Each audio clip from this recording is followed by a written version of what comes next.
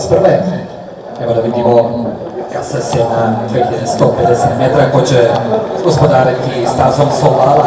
Solvalek Zoran Petrović iznutra iza Rozi Mazda, Snemački iz polja, Dolarev i Vorske Čeklić, pa onda Sandrio, Nemanja Mašić, iza Sandrija je Plikivoz, a na začelju Dunav SG. Dunav SG sa Jovanom Popinom na sumkama.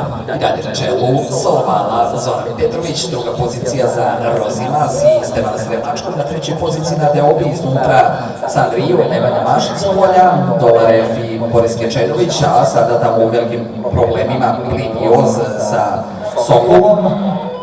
Na petoj poziciji Dunav SG, krilo broj 5, Plinioz, isključenje Dug Galop. I dalje na čelu Solvala, druga pozicija za Rozimas, na trećoj poziciji Dolarev sa Kečenovićem, iznutra ide Sandrio, Nemanja Mašić, na začelju Dunav SG i Jovan Popin.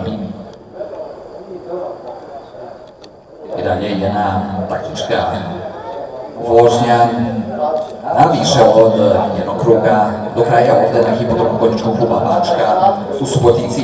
I dalje stazom gospodari se pogledajući Toni Okser i Kobile Simonis Solvala, prva pozicija, druga pozicija Rozimas iz Stevan Sremački, treća pozicija Dolarev i Boris Kečenović, četvrta pozicija Sandrio i Nemanja Mašić, onda Dunav SG Jovan Popin, na začelju isključeno grlo broj 5, Plinioz.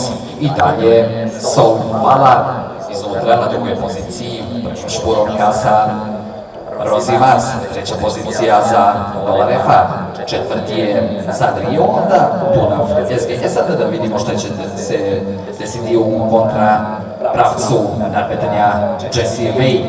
Većava prenost Solvala, ali se sada u potrebu daje Dolarev koji je pre 2 nedelje slavio u Srbobranu u šampionatu za grlo od 5 godina.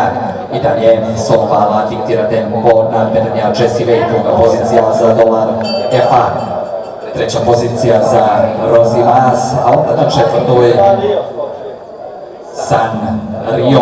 Što se tamo desilo, sada je Solvala prva, druga je Rozimas, Sandrio u problemima Dolarev sa Kečenovićem, dame i gospodi, idemo u sadašnji pravac nadmetanja. Jesse Way pleše svoj pobjedički ples, Solvala o start cilj. Ona će ubedljivo, lagano, plitko, kao reč slaviti, druga pozicija Rozimas, treća pozicija Sandrio, stiže Dunav SG.